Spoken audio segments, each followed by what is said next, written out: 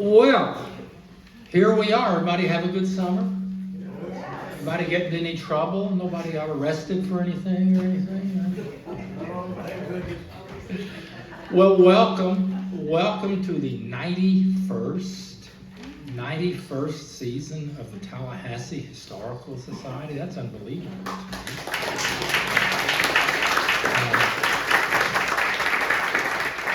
I think most of you all know me by now. I'm Bob Holliday, but lots of people here tonight you should know. Will Gandy, our vice president, many of our board, lots and lots of our board members. A special shout out tonight to Nancy Stedman with Coldwell Banker, who provided our food. Nancy, stand up. Stand up.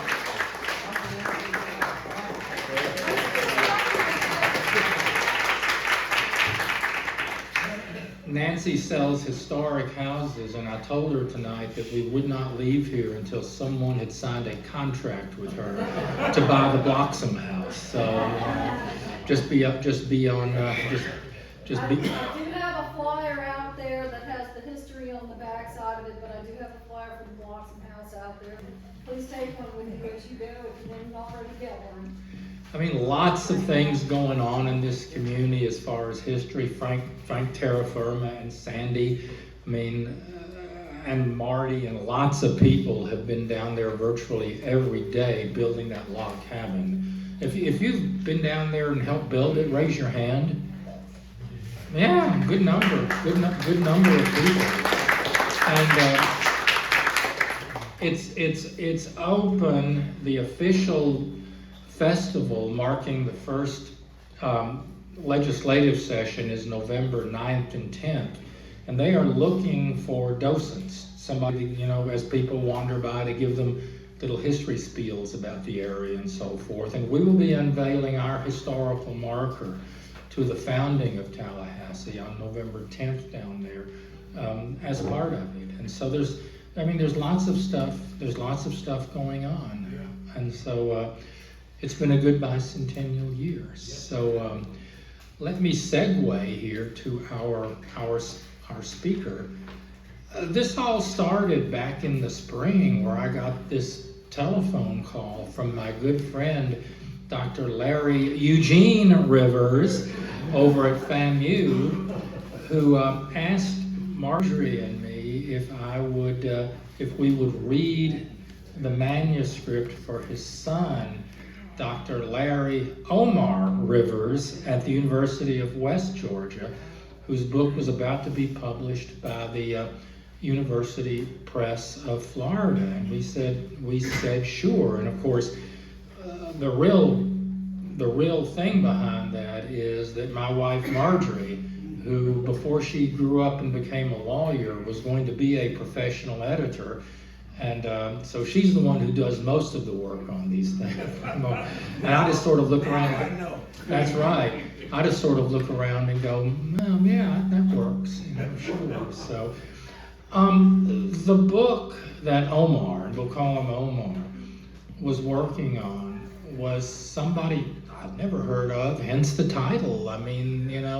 Forgotten Forerunner in the Crusade for Civil Rights. Dr. Hudson, and you all know this. Everybody that lived through it knows that there are a number of things that made the civil rights movement unstoppable. One of which was the intellectual heft behind it, but the other one was the spiritual heft behind it. And Dr. Hudson helped provide both of those, and he knew everybody. So I'm awfully glad to introduce Omar. I will say this, we had him on our podcast this week, and yes, we've started doing our podcast now again on Podbean, and we talked a good bit about this book, but I have to tell you that two proud alumni of Vanderbilt University spent the first part of the interview talking about other things. So we will see. So anyway, it is my pleasure. Omar went to FAMU, then did his grad work at Vanderbilt. I will say that, and I did my undergrad at Vanderbilt. more years ago than I can remember. So I'm awfully pleased to introduce Dr. Larry Omar Rivers.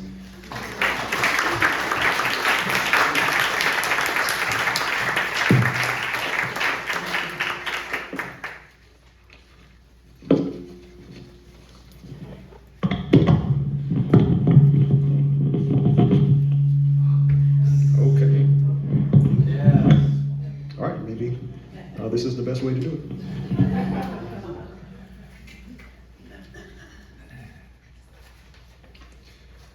Good evening. And thank you for attending this evening. I would like to thank the Tallahassee Historical Society for inviting me to speak at your monthly meeting. I just am so humbled and honored by this great turnout, almost filling the theater here at the Mission St. Louis. So just thank you so much for all this community support for my work and for the important work of the Tallahassee Historical Society. As a member of the Board of Directors for the Florida Historical Society, I would also like to thank the Tallahassee Historical Society for serving as our partner for the recent 2024 Public History Forum in Tallahassee. And so that was a very productive meeting, a meeting that really celebrated the founding of this great city of Tallahassee. So it's just a great pleasure to see so many people in the audience whom I've known and worked with for years here in the city of Tallahassee. Definitely want to thank Mr. Bob Holliday and Mrs. Marjorie Holliday for their work in proofreading and also fact-checking my book manuscript. And so they caught a number of things that I had not realized, but again, that goes to the importance of the continuing research into the founding and legacy of this great city of Tallahassee. And so that's all part of the historical process. We always want each new book to be better than the previous one. And so thanks to their great copy editing and fact checking, I think that mine was in even better shape than it would have been. Also, Mrs. Casey Smith, do appreciate having her present.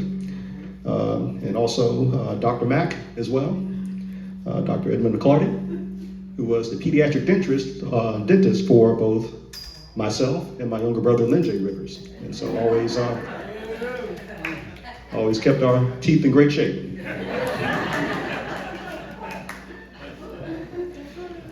It's also great to see a number of people who I've worked with in the past, good friends, our family. I do want to recognize Mr. Akeen, our county appraiser. Thank you for coming and supporting tonight. Also, when I was student body president at Florida Agricultural Mechanical University, I was a member also of the Civic Center's board of directors. And so I had an opportunity to work quite a bit with Mayor John Marks in that capacity. So I'm glad to see Mayor Marks here. Also, as student body president at Florida A&M University, I was a member of the FAMU Board of Trustees. So I do see a number of other former members of the FAMU Board of Trustees here. Mr. Barney Bishop, thank you for coming tonight. Appreciate it. And I continued working with student body presidents after I graduated. And so one student body president who I had an opportunity to work with on 2 occasions, because he was SJ president twice, is the now Representative Gallup Franklin. So Representative Franklin, thank you for coming tonight.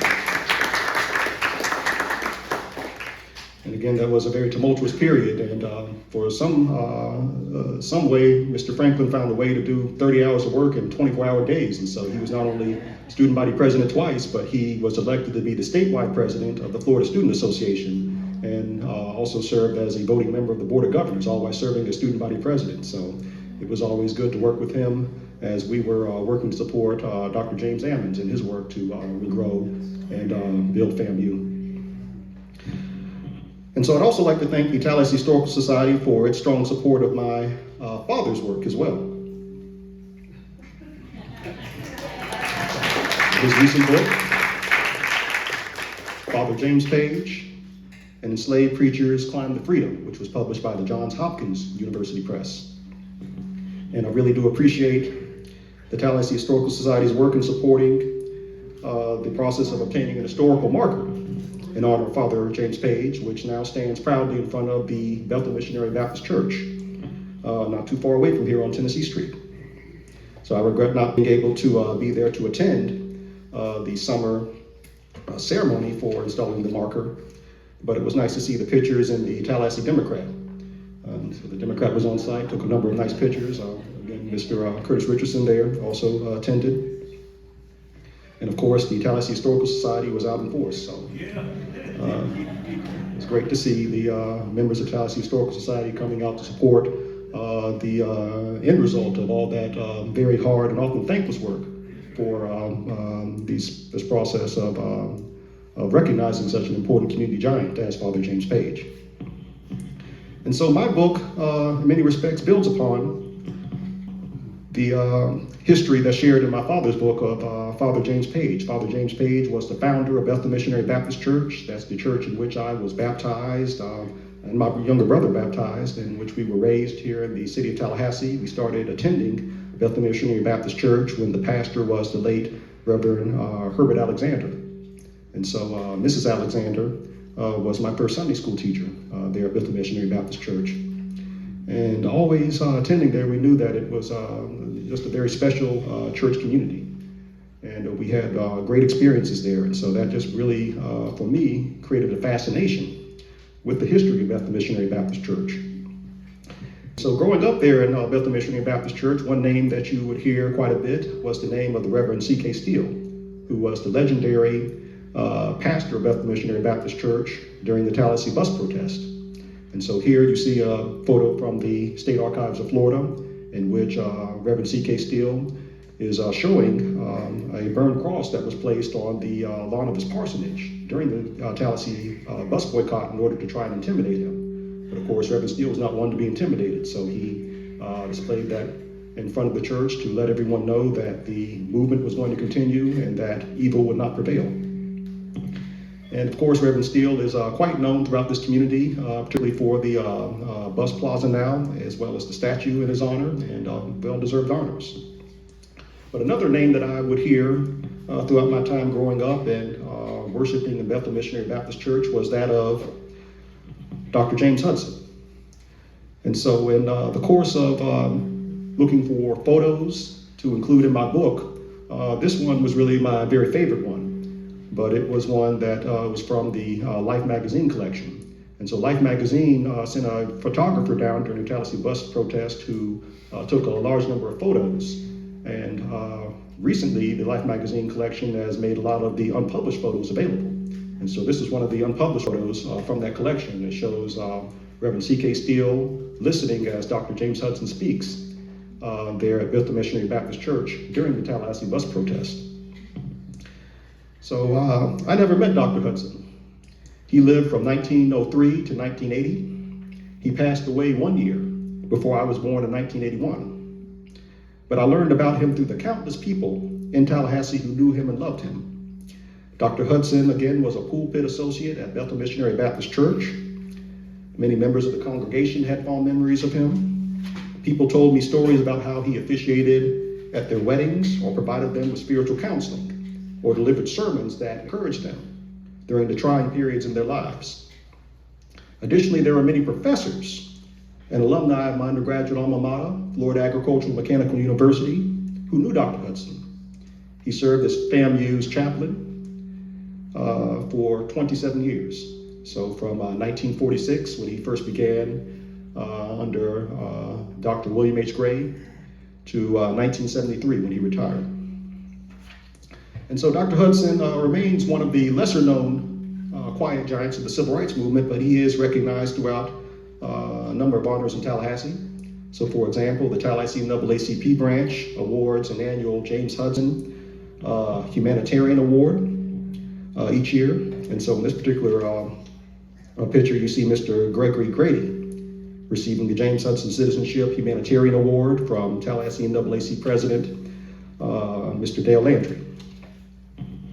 And also, and this is something that I saw when we were here for the 2024 Public History Forum with the Florida Historical Society, but Dr. Hudson is also honored with the footprint of the Tallahassee-Leon County Civil Rights Heritage Walk. And so that was something, this picture was something that I was taking, took while we were heading to an event at the Old Florida Capitol, but Dr. Mack was walking beside me and said, "Hey," he said, "Omar, isn't that Dr. Hudson's footprint there?" And I said, "Yes, sir. Let me make sure to take a picture of this." I do appreciate you pointing it out to me, Dr. Mack, during our walk together. But still, Dr. Hudson remains one of the lesser known figures in the civil rights movement. And so this is a picture of him from the Black Archives of Florida Agricultural Mechanical University. So Dr. James Hudson, by way of background, was born in 1903 in Birmingham, Alabama. The Hudson family has been very supportive of my work, particularly Mr. James L. Hudson, Mr. Hudson's son, who is an attorney in Washington, D.C. And so members of the Hudson family also shared these photos with me of Mrs. Alta Hudson and Mr. Barry Hudson, who were Hudson's parents. So Mrs. Alta Hudson was a school teacher. Mr. Barry Hudson was a rodman for a railroad company. Also, another photo that Mr. Hudson's son shared with me was this painting of young James Hudson, who's in the pit center, and two of his brothers. So his brothers Theodore and Millage Hudson.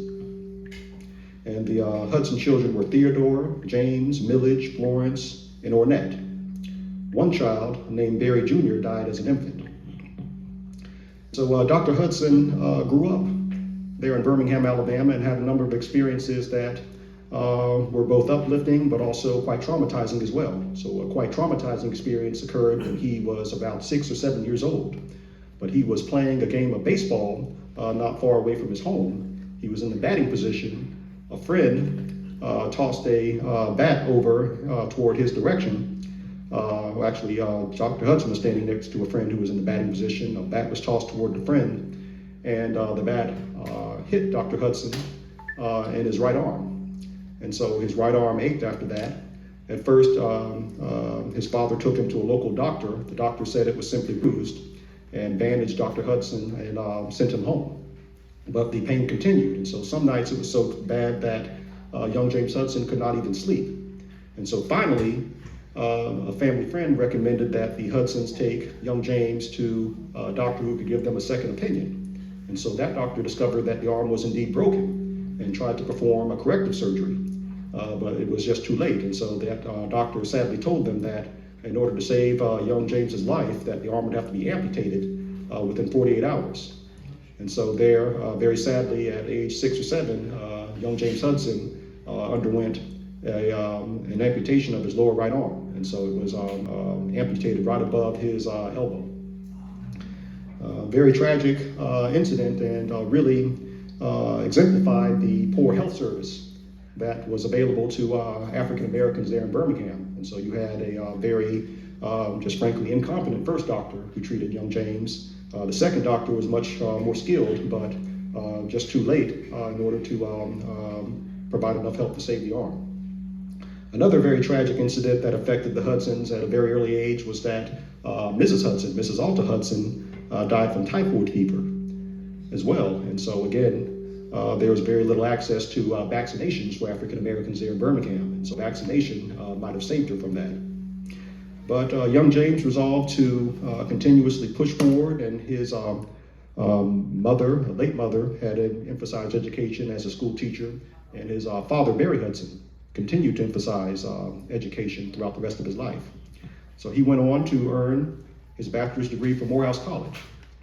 And so this is a photo of young James, who's pictured third from, I guess this is to use from the left. So yes, third from the left in this particular photo as the vice president of the Morehouse YMCA. And he was very active with that organization throughout his time at Morehouse. At Morehouse, one of his great role models was John Hope, the institution's president. And so John Hope was one of the founders of the Atlanta NAACP. He was very active in fighting for civil rights and became a great role model for James Hudson. Wrote one of the letters of recommendation for Hudson to attend the next step of his education, which was at Colgate Rochester Divinity School in Rochester, New York. And so this is a picture of him attending that institution. And he would earn his Bachelor of Divinity degree from Colgate Rochester in 1931. In 1937, Mr. Hudson would marry Augustine Lagarde. And so they married December 29th, 1937. She was a school teacher. And this is a time in which Mr. Hudson was living in Louisiana, teaching at Leland College. And he was chaplain of that institution. And so they met as a result of one of Dr. Hudson's students inviting him to a family dinner. And so at that dinner, he and Augustine met. And from that point, they began a courtship and fell in love and were married. Their son, James L. Hudson, was born December 6, 1939. And so he continues to be a very successful attorney in Washington, D.C. And again, has been very supportive of my work.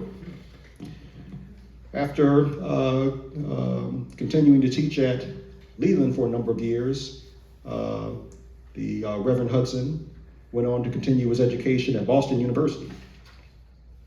And so he earned his master's degree in philosophy there in 1933 and his PhD in philosophy there in 1946. And so two of his key professors at Boston were these gentlemen, Edgar Brightman and Peter Bertocci. And so these names are also names that are not all that familiar, but they were individuals who were leaders of what was called the personalist philosophy. And so we talked a bit about this in the podcast for the Tallahassee Historical Society, and I'll be happy to answer additional questions about this if you have them at the end of this presentation. But personalism is a philosophy that asserts that mind is the key to discovering the mysteries of existence. So the personalists, as a philosophy, really agree with René Descartes, who said, "I think, therefore I am." In my book, I quote a book by philosophers who said that three big questions of philosophy are: what exists, how do we know, and what are we going to do about it?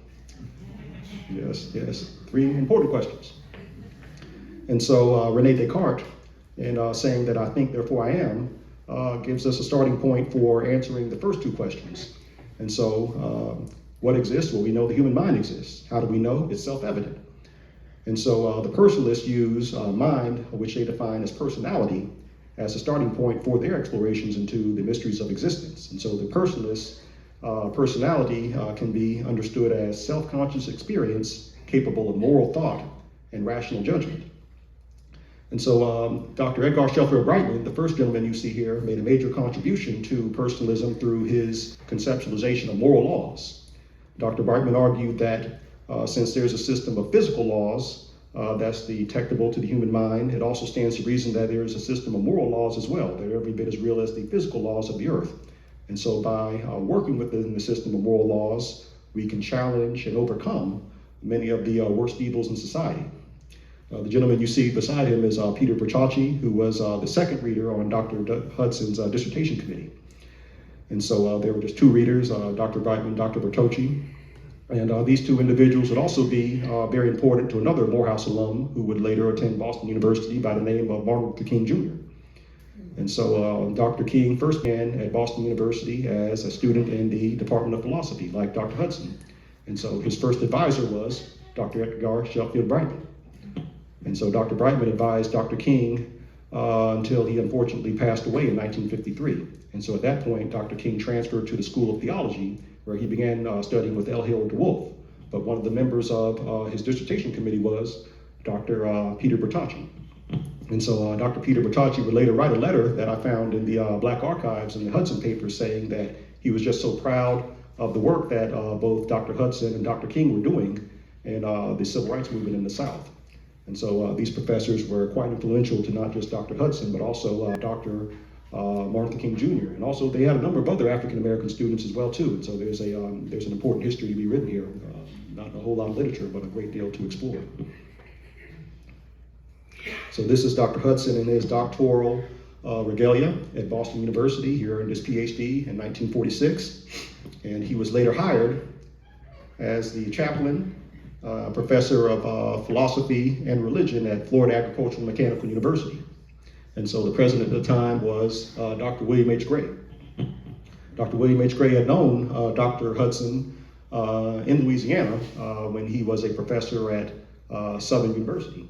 And so when he became president of Florida Agricultural and Mechanical University, he really wanted Dr. Hudson to join him as a member of the faculty. And Dr. Hudson joined what was often called the famous class of 1946 at Florida Agricultural and Mechanical University. And so a number of individuals who would be very influential and spend many decades working and building FAMU were part of that famous class of 1946. So another professor who Dr. Hudson came to know very well at Florida A&M University was Dr. Charles U. Smith. And so Dr. Charles U. Smith was actually his roommate when he was first at Florida A&M University. They first stayed in a men's dormitory as Dr. Hudson was waiting for his family to join him. And so Dr. Smith, in my interview, told me that he was always just amazed at how Dr. Hudson was able to fulfill so many daily tasks that people take for granted with just one arm, such as getting up and dressing himself and tying his tie each morning with just one arm. Another individual, some of the other individuals who were at Florida A&M University at this time were Dr. William P. Foster, along with Dr. Sybil Mobley. And so you would see these individuals be really pillars of Florida Agricultural and Mechanical University for decades. And so this picture shows the founding of the Department of Religious Education at Florida A&M University in 1947. And that's the department that Dr. Hudson would serve as chairman of, and it would eventually become the Department of Philosophy and Religion at Florida A&M, with also Dr. Hudson continuing to serve as the chair.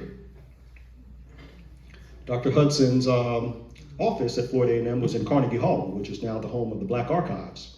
And so the Black Archives now hold the Hudson Papers. And so I first came across the Hudson Papers while I was writing a short history of the Florida A&M University College of Law as a freshman student. As a freshman student, Mr. Eddie Jackson, who was the vice president for university relations at the time, asked me to write a history of the FAMU College of Law as part of celebrating the restoration of the FAMU College of Law, which had happened in 2001 with Governor Jeb Bush signing that authorization bill there on campus. And the project was supported also very much by Dr. Frederick S. Humphreys. And so while researching the FAMU College of Law, I came repeatedly across the Hudson Papers and was just fascinated by the contents. And so this was something that first got me interested in learning more about Dr. Hudson. Dr. Hudson's chapel services on the Florida A&M University campus were held in Lee Hall. And so Lee Hall Auditorium was the site in which Dr. Hudson would deliver sermons, where he would have guest speakers, and where they would have performances by choir groups as well.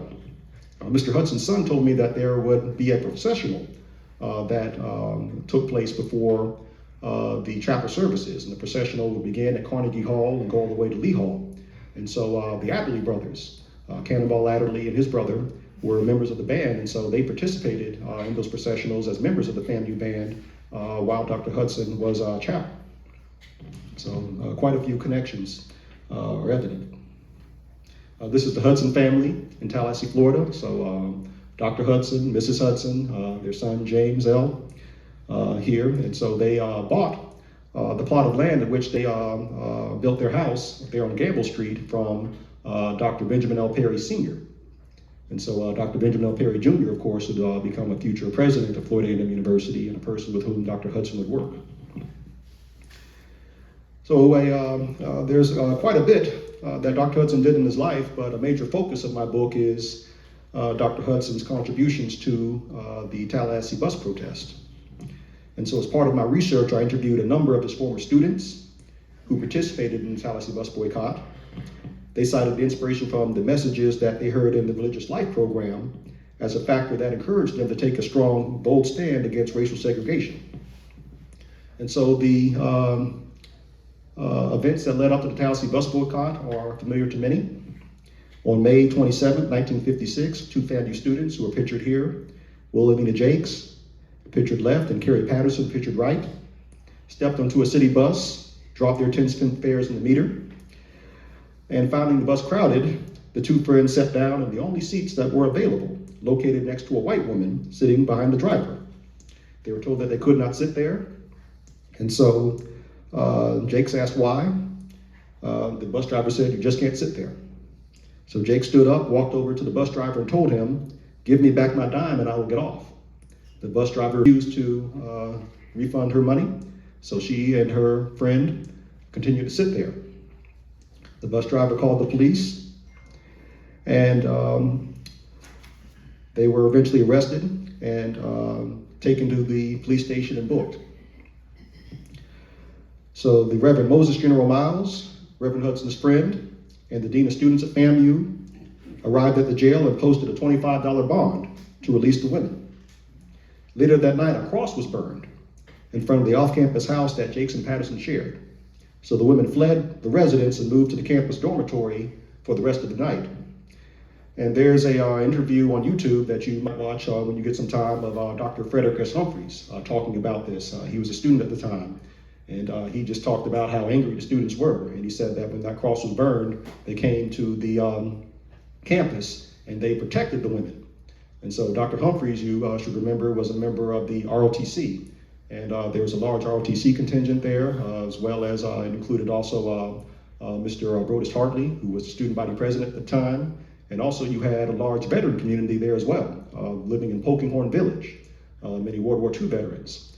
And so these were individuals who were either preparing to place their lives on the line for the country or had already done so in saving the world in World War II. And they were not ones to be easily intimidated. And this all was part of the context for what would happen next.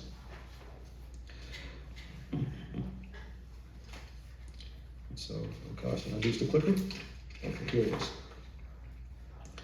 And so the reaction to what happened to Jakes and Patterson, their act of defiance against a segregated seating policy and a local bus, followed a time in which there had been a great deal of racial conflict in Tallahassee. And so throughout World War II, the black neighborhoods in Tallahassee had become bitterly contested spaces. And so you saw a number of black GIs who were stationed in military bases in this community, who would come to the Frenchtown area in particular during their leave. And when they were presented with segregated norms, they would push back, often violently, and fought back. And so we recall that Jakes and Patterson were arrested for allegedly placing themselves in a position to cause a riot. And so that reflected the fear that white bus drivers had in trying to enforce segregation in a majority black area with a history of African Americans fighting back violently to oppose segregated norms. And so this, in addition to recent events such as the Brown versus Board of Education decision, striking down the separate but equal decision, along with the Montgomery bus boycott, led to that very hostile action that you saw displayed with the cross being burned in front of Jakes and Patterson's home.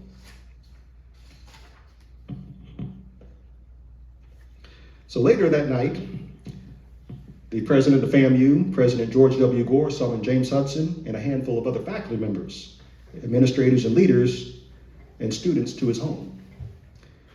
So Reverend Hudson recalled that President Gore was not at ease with what had transpired and was, quote, hoping that somehow this might be contained. Hudson believed that city officials had contacted the FAMU president and told him to discourage FAMU students from launching disruptive demonstrations. And Gore faced a very tough situation. But Reverend Hudson in particular believed that it was just too late to contain the anger that the students had. And this will be displayed by the initiation of the bus boycott.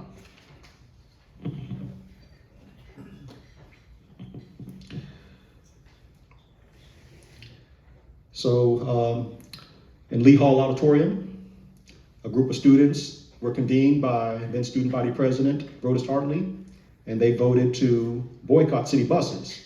Reverend Hudson was present, and the story goes that after they voted to boycott the buses, the students left Lee Hall Auditorium, went to the nearest bus that they could find, and literally shook the passengers off. And so that sent the message that all FAMU students were to stop riding the buses. And so Reverend Hudson, along with Reverend Miles, both encouraged the students to remain peaceful throughout the bus boycott process. And so again, this is another picture of Lee Hall where the bus boycott was initiated. And again, not coincidentally, the site of Reverend Hudson's chapel service.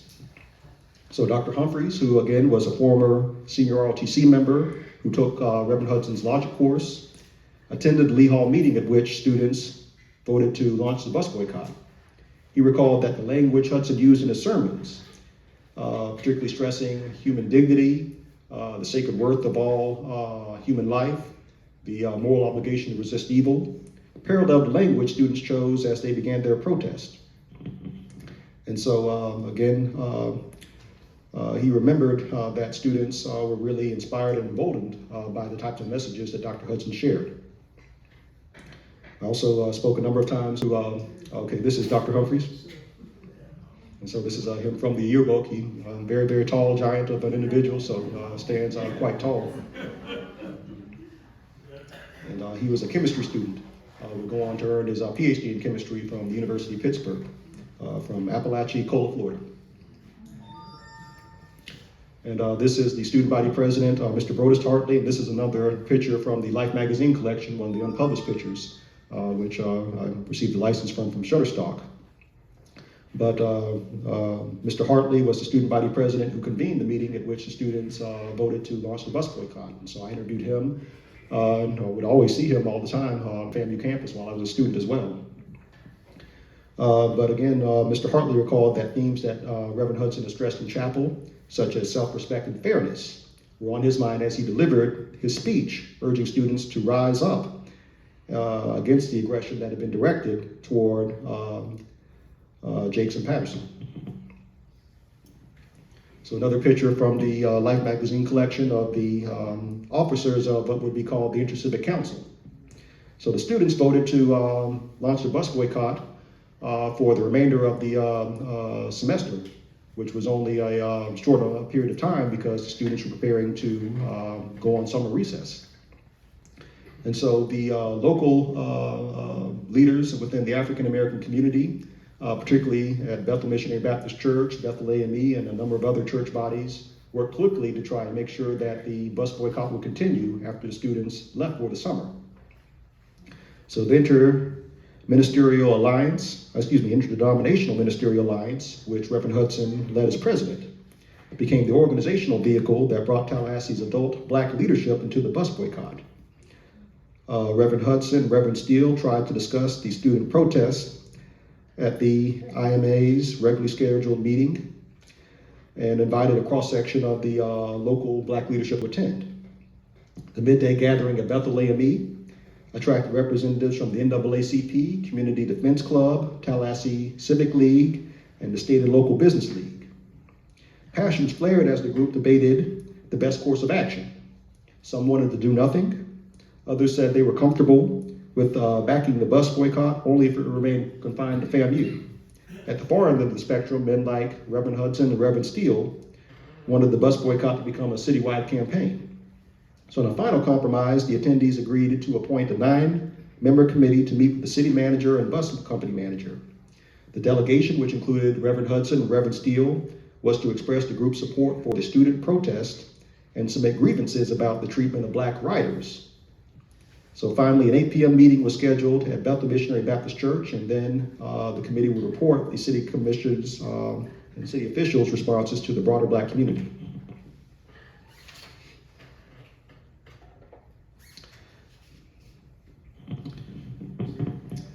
Well, the negotiations between the leadership of the African American community and the bus company came eventually to a standstill, and so that led to a continuation of the bus boycott. The organizational vehicle that coordinated the bus boycott was the Intercivic Council, in which Reverend Steele served as president and Reverend Hudson served as a chaplain. And so throughout the bus boycott, Reverend Hudson would coordinate a number of nonviolent training seminars, and they took place at Bethel Missionary Baptist Church. And so I interviewed late Mrs. Laura Dixie, who was a member of the Intercivic Council's leadership, who attended a number of those sessions, and she said that during those sessions, Reverend Hudson would advise carpoolers and others participating in the bus boycott about potential hostile scenarios that could occur and how to respond to them in a nonviolent fashion. And so I believe that from looking at a number of the records, particularly from the Fellowship of Reconciliation, that Dr. Hudson got literature and instruction in nonviolent training from Reverend Glenn Smiley. Reverend Glenn Smiley, who was an official with the Fellowship of Reconciliation, had also gone to Montgomery shortly after Montgomery bus boycott began to also advise Dr. Martin Luther King Jr. on coordinating nonviolent struggles as well.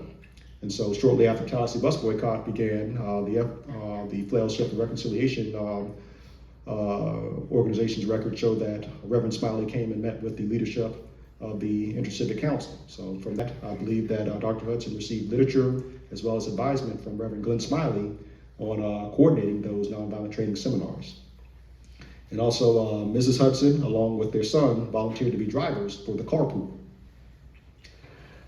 And throughout the bus boycott, according to a number of the members of Bethel Missionary Baptist Church, whom I've interviewed, Reverend Martin Luther King Jr. visited Tallahassee on a number of occasions to provide inspiration, provide encouragement for the bus boycotters as well. And so they would bring him into Tallahassee secretly in order to provide that type of encouragement and assistance.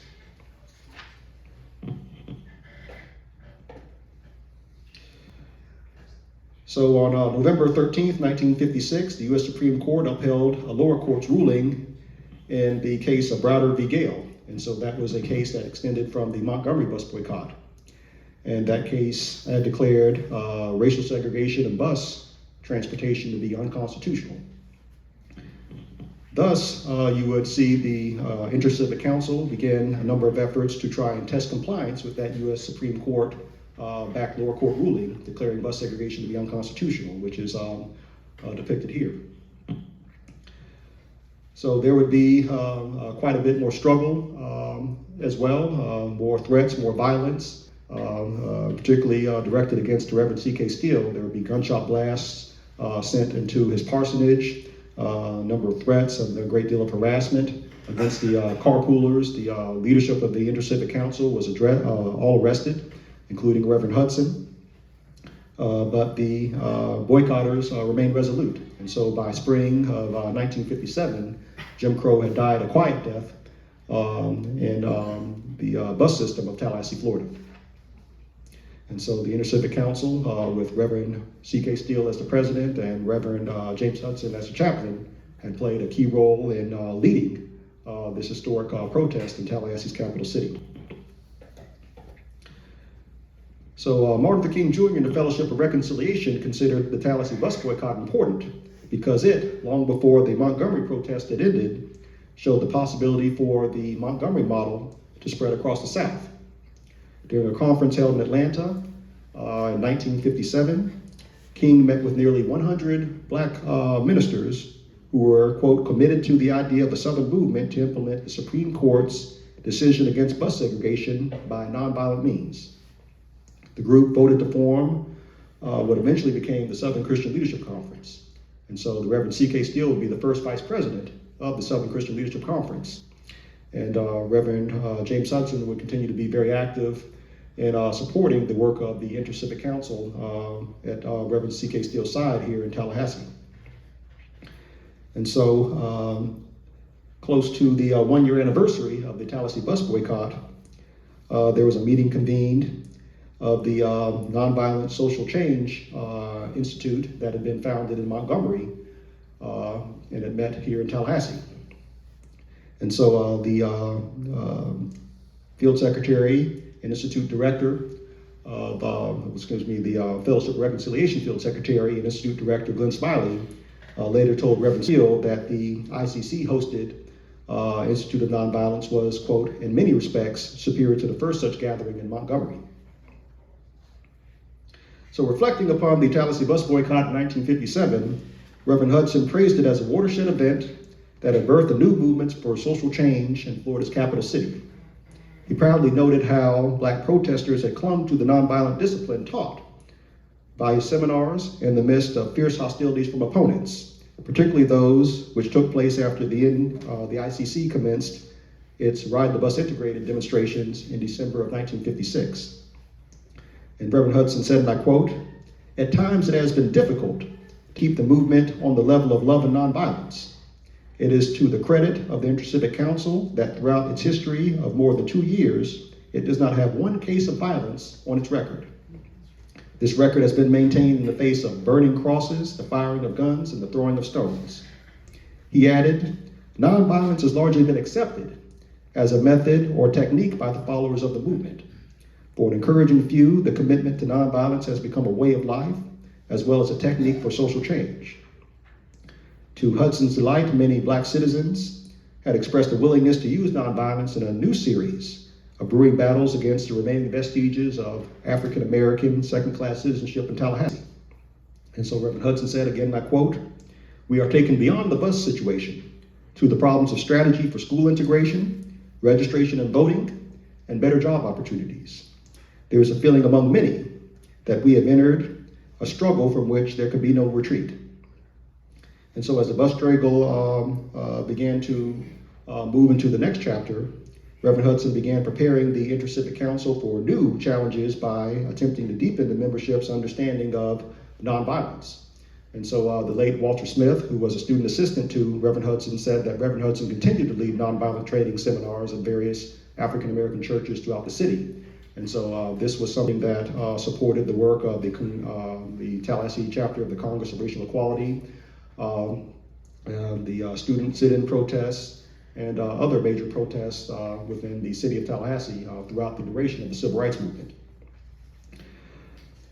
And so the last picture, Reverend Hudson continued to teach and work at Florida A&M University up until his retirement in 1973. And so continuously influenced a large number of students, continuously supported the NAACP, the Southern Christian Leadership Conference, the Congress of Racial Equality, throughout the Tallahassee Civil Rights Movement, throughout the Florida Civil Rights Movement, and throughout the National Civil Rights Movement. And so this is the last picture in my book, and so it shows Reverend Hudson during a trip that he and a number of friends took to Tampa, Florida. And so the young woman who's pictured here is my mother, who at the time was Betty Jean Hubbard. And so they are here at Busch Gardens, enjoying some of the nice sights and scenes. And Busch Gardens would later be a place that my mom and dad would take my younger brother and myself. So we'd walk in those same places where she walked with Reverend Hudson. And so again, it was a great pleasure later to take a picture with Mr. Hudson's son. So again, I have a picture with his father and my mother, and now a picture with him and me as well. He's really supported my book. But it's just been a great pleasure to explore the story of Dr. Hudson, and I really see this book as being something that is just really a gift to so many people who just really helped me throughout my upbringing here in Tallahassee, Florida. And so you look at the acknowledgments, I really took a lot of time to thank in particular a lot of the teachers that I had at Holy Comforter Episcopal Day School, Cobb Middle School, Leon High School, so many others, and the community who supported my younger brother and me and just gave us a first-rate education. And so again, there's an adage that I love that says that if I can see farther, it's because I stand on the shoulders of giants. And so I'm just so happy to stand on the shoulders of giants in the Tallahassee community and giants such as yourselves. So thank you.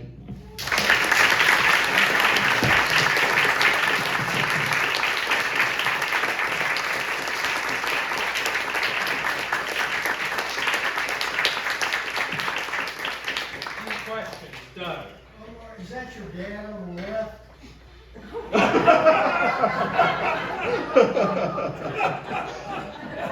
He's told us no, so no.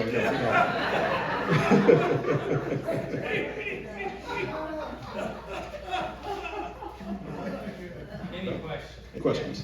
Which was first, the Tallahassee bus boycott or Montgomery. The Montgomery was 1955, and so the Tallahassee bus boycott began 6 months later. And so they were really sister boycotts in the movement. And so I really argue, my first studies are really the first to argue that they were sister movements on the philosophical level through the use of the shared use of personalism. So Reverend King was using language of personalism throughout the time of the Montgomery bus boycott, and Reverend Steele worked to make sure that the language of personalism was utilized throughout the Tallahassee bus boycott. And Reverend Hudson had really set a foundation for King's use of the language of personalism throughout the Civil Rights Movement through the lessons he wrote for the 1953 to 1954 Young Adult Quarterly Sunday school lessons published by the Sunday School Board of the National Baptist Convention. The National Baptist Convention was and still is the largest black religious organization in America. And so that, I argue, led to the language of personalism carrying an air of familiarity with the protesters who would be part of the national civil rights movement. And so again, that's another reason why I call James Hudson a forgotten forerunner. I argue that he really helped to build a foundation for the philosophical grounding of the civil rights movement. Yes, Dr. Mack. Tell us about the end of life for Dr. Hudson. Where did he die here in Tallahassee? Yes, sir. And then was he bedridden or sick or Yes. where is he buried? And where was his service? Yes, sir. Yes, sir. He passed away in 1980, unfortunately, from cancer. And so he was not buried. He chose to be cremated instead. And so there was a ceremony that was held for him at Bethel Missionary Baptist Church with Reverend Moses General Miles presiding. And it was very well attended.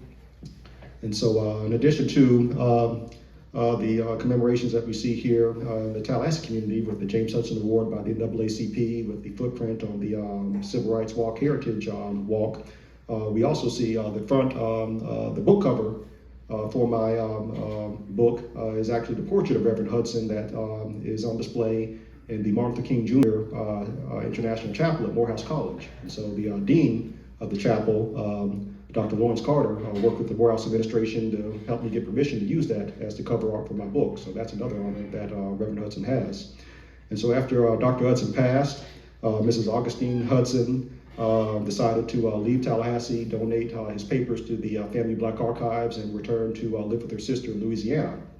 And so as she was working to get everything done here in Tallahassee, sell her home, she received a lot of support from an attorney by the name of Mr. Harold Knowles. And so he really worked to help her as she was transitioning away to live back in Louisiana with her sister again. And so Reverend Hudson's son went on to Morehouse College for his undergrad degree, earned his law degree from Boston University, and remains a very successful attorney in Washington, D.C. And so I had a chance to visit him a couple of times, and he shared a lot of his family papers with me, and later donated those family papers to the Black Archives. So now, in addition to the James Hudson papers, which mainly contain Reverend Hudson's office papers, you now have the James Hudson family collection in the Black Archives, which is relatively new. So those are the papers that his son donated that had been stored in his home in Washington, D.C. Thank you. Thank you.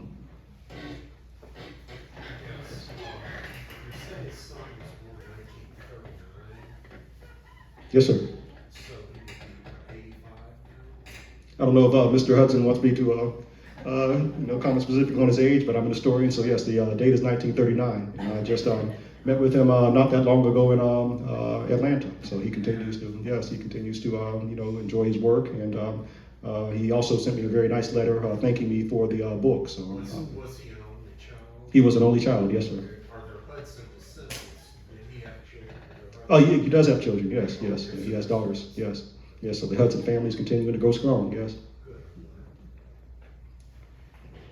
Was he involved in the lunch counter sit-ins here in town? He didn't directly participate in lunch counter sit-ins, but he really wanted to support the Stevens sisters, who were very much leaders there. And so he said that he liked to use his chapel services as places for where the students could come and have a place in which to reflect and receive inspiration, and really have that as a safe space for them. But he was one of the charter members of the Congress of Racial Equality that was founded by the Stevens sisters here in Tallahassee.